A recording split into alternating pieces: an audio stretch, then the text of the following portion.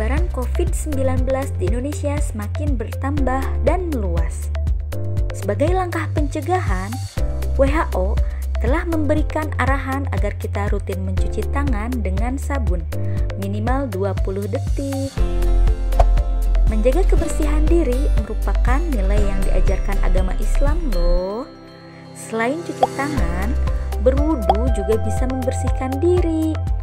Maka, dengan rutin mencuci tangan dengan sabun serta menjaga wudu, niscaya dapat mencegah badan kita terpapar dari bakteri, kuman, dan virus yang membahayakan lainnya.